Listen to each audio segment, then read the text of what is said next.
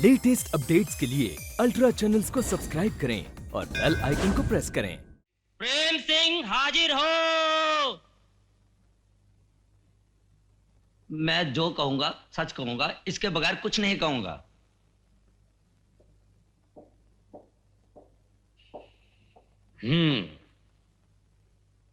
तो तुम्हारा नाम प्रेम सिंह है? जी। तुम नीना देवी के क्या थे? नौकर था जी। आपने क्या समझा? 13 तारीख की रात का, इस महीने की 13 तारीख की रात का आंखों देखा हाल सुना। 13 तारीख रात का? हाँ जी, मंदिर से सीधा आ रहा था जी, पूजा करके। अच्छा, हाँ जी। आप उधर खड़े थे? कैसे खड़े देखा? रुमाल से हाथ का खून साफ करते देखा, माथे का पसीना पोंछते देखा, या सिर्फ ऐसे ही खड़े देखा? I object your honour. ये क्या सवाल हुआ? अगर ये कोई सवाल नहीं हुआ तो मुझे इससे और कोई सवाल नहीं करना है। तुम जा सकते हो भाई, चलो। व्हाट? आपको सिर्फ यही पूछना था? जी हाँ योर ऑनर, अब मैं मिस माला को बुलाने की इजाजत चाहूंगा, जो नीना देवी के यहाँ नौकरानी का काम करती थी। मिस माला।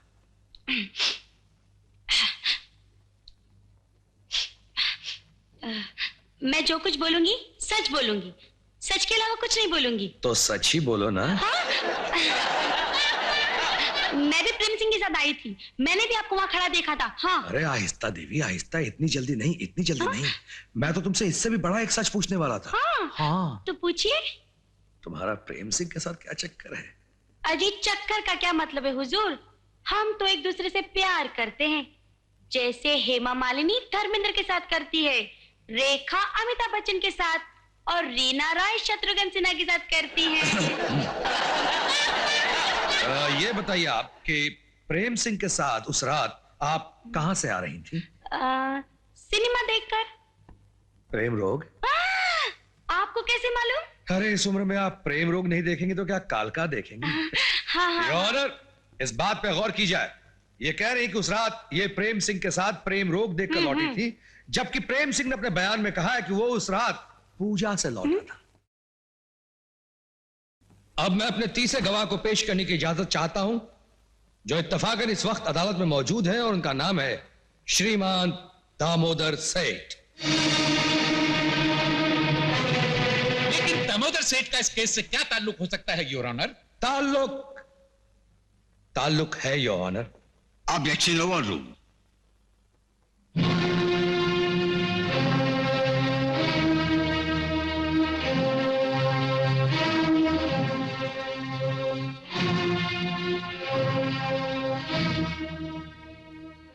मैं जो कुछ भी कहूंगा सच कहूंगा और सच के सिवा कुछ नहीं कहूंगा। मैं सच के अलावा आपको और कुछ कहने भी नहीं दूंगा हुजूर। क्या आप नीना देवी को जानते हैं? नीना देवी? मैं नहीं जानता। क्या आप नीना देवी के फ्लैट में कभी गए थे? हुजूर, जब मैं उन्हें जानता ही नहीं तो उनके फ्लैट पर क्यों जाऊंगा? झूठ बोल रहे हैं आप। 13 अक्टूबर की रात आप नीना देवी के फ्लैट में गए थे। I object your honour. जब गवाह यह कह रहा है कि वो नीना देवी को नहीं जानता है, कभी उसके फ्लैट पर भी नहीं गया, तो 13 तारीख की रात को ये उसके फ्लैट पे मौजूद था। मिस्टर विजय कुमार इस बात पे इसरार क्यों कर रहे हैं? मैं इसरार इसलिए कर रहा हूं कि मैं जानता हूं ये गवाह झूठ बोल रहा है। ये नीना देवी को जानता है और 13 तारीख को उसके फ्लैट में गया भी था। क्या सबूत है आपके पास? किसी ने उस रात इन्हें वहां देखा था। यह सरासर झूठ है योर ऑनर। दामोदर सेठ, ये तस्वीरें तो झूठ नहीं बोल रही है ना? इसमें उस बिल्डिंग का नाम भी आ गया है, और उस बिल्डिंग का नाम है एवरेस्ट अपार्टमेंट्स।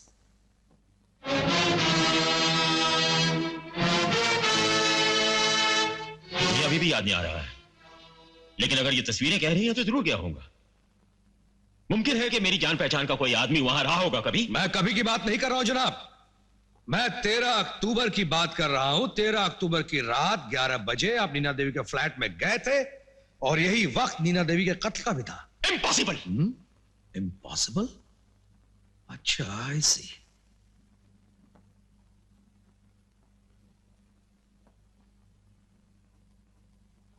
योर ऑनर, ये दामोदर सेठ की उस घड़ी का ब्लो अप है जो इन्होंने इस तस्वीर में पहन रखी है, और जो इस वक्त भी इनके हाथ में मौजूद है। आप उस घड़ी को जरा गौर से देखिए ऑनर, उसमें समय है 11:05, दिन है सोमवार और तारीख है 13 अक्टूबर। 13 अक्टूबर को हर साल सोमवार नहीं पड़ा करता, इससे 9 साल पहले 13 अक्टूबर को सोमवार पड़ा था। आप चाहे तो इस बात की जांच कैलेंडर से कर सकते हैं। और अगर आप अब यह कहना चाहें कि उस बिल्डिंग में 9 साल पहले गए थे, तो मैं आपकी जानकारी के लिए आपको इतना बता दूं हुजूर, तो 9 साल पहले उस बिल्डिंग का नामो निशान तक नहीं था। वो बिल्डिंग आज से सिर्फ 3 साल पहले बनकर तैयार हुई है, सिर्फ 3 साल पहले।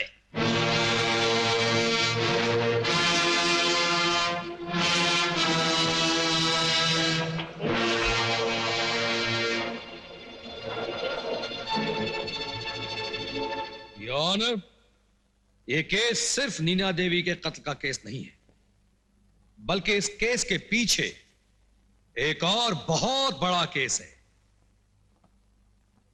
और वो केस है your honour, Sukhdev murder case.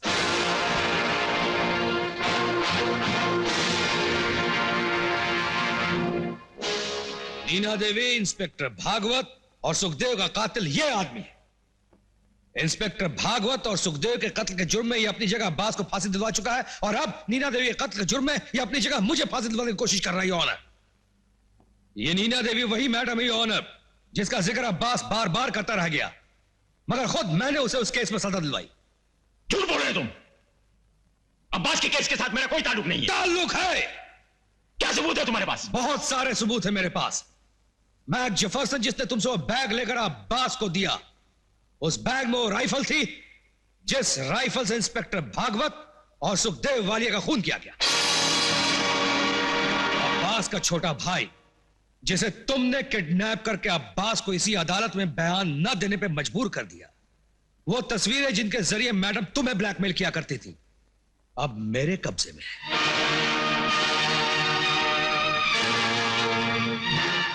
और सबसे बड़ा सबूत खुद अब्बास है ऑनर। अब्बास? मगर वो तो अब्बास जिंदा है ऑनर। जिंदा? मैंने अपनी अनथक कोशिशों के बाद अब्बास की फांसी के खिलाफ स्टे ऑर्डर ले लिया था।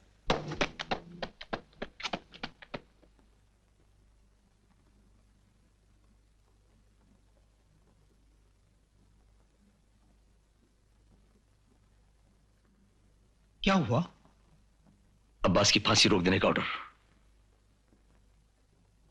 वाह विजय, कमाल कर दिया। मेरी नजर से आज तक ऐसा केस कभी नहीं गुजरा कि एक कैदी गले में फंदा डालने के बाद ऐन मौके पर निकाल दिया जाए। वाह, कहां तक पहुंच गए तुम? समीर, किसी बेगुनाह को फांसी के फंदे से बचाने के लिए मैं तो भगवान का दामन भी पकड़ सकता हूं। समीर, मुझे इस वक्त तुम्हारी मदद की जरूरत है। अब्बास की फांसी सिर्फ 3 हफ्तों के लिए रोकी गई है। मुझे सिर्फ 3 हफ्ते का स्टे ऑर्डर मिला है।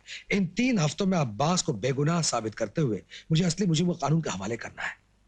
देखो, सावधानी से, जेल की इस 4 दीवारी से खबर बाहर नहीं जानी चाहिए कि अब्बास की फांसी रोक दी गई है। हालांकि कल के अखबारों में खबर छप जाएगी कि अब्बास को फांसी हो गई है। लेकिन समीर, क्या तुम और तुम्हारा कानून एक बेगुनाह की जिंदगी बचाने के लिए मेरी इतनी सी भी मदद नहीं कर सकता है? लेकिन असली मुजरिम तक पहुंचने के लिए इस खबर का छुपाए रखना बहुत जरूरी था ऑनर। अगर अब्बास को फांसी हो गई होती ऑनर, तो कानून का सर समाज की नजरों में हमेशा हमेशा के लिए झुक गया होता। जेलर साहब, अब्बास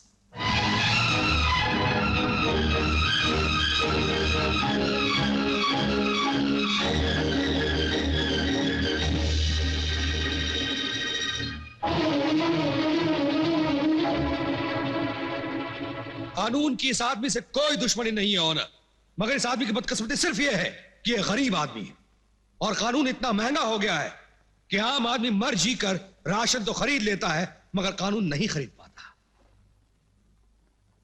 और यह आदमी जो इस वक्त इज्जत की चादर ओढ़े इस अदालत में खड़ा है, ना सिर्फ इंस्पेक्टर भागवत, सुखदेव वालिया और नीना देवी का कातिल है, बल्कि पूरे देश, पूरे समाज का कातिल है। यह आदमी कानून को कठपुतलियों की तरह नचाता है ऑनर, इसलिए कि इसके पास पैसे की ताकत है।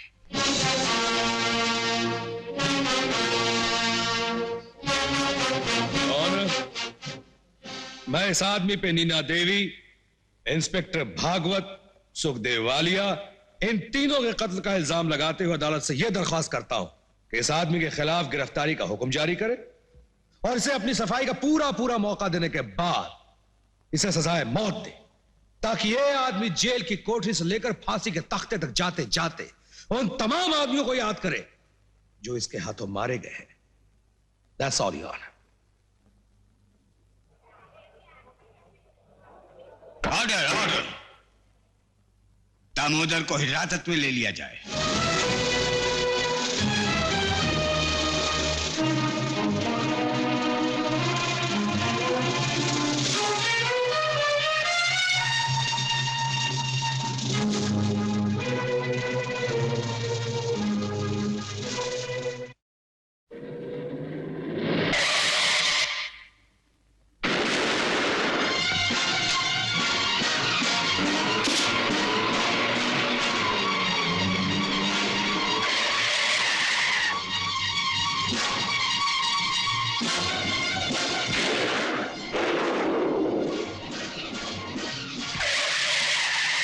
सारे रास्ते ब्लॉक कर दो, कोई निकलने ना पाए।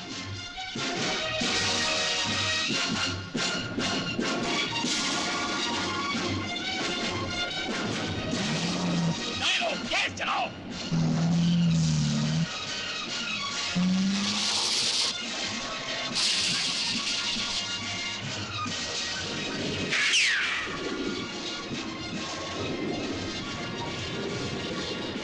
सीढ़ियों के पास रोक दो।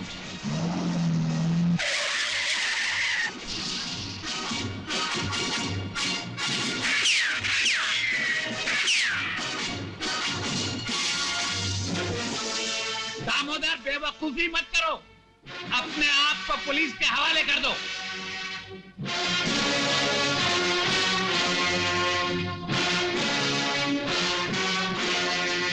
दामोदर, तुम्हारी भलाई इसी में है कि तुम बाहर आ जाओ।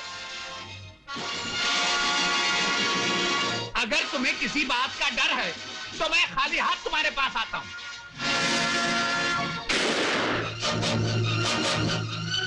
पकड़ लो इसे।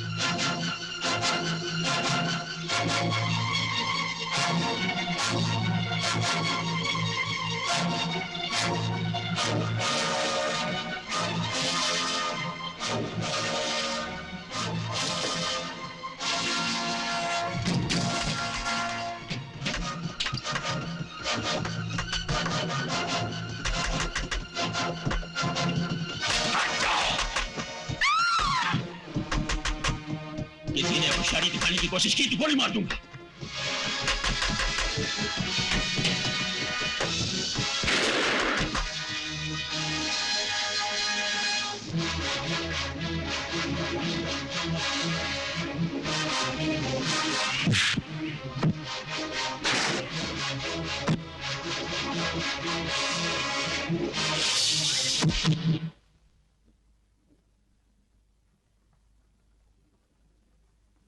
डीआईजी साहब, मेरे कब्जे में अभी भी 9 आदमी हैं।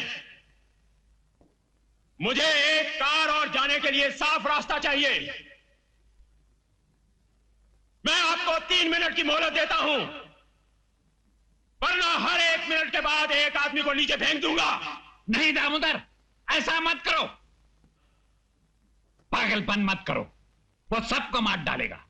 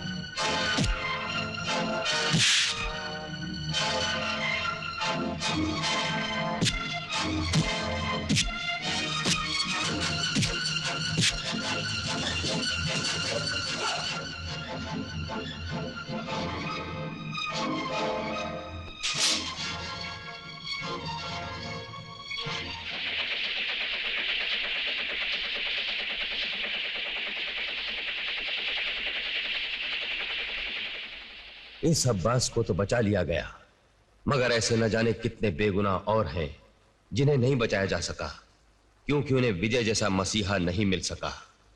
जब तक गरीबों के लिए कानूनी सहायता की व्यवस्था नहीं की जाती, बेगुनाहों को फांसियां होती रहेंगी।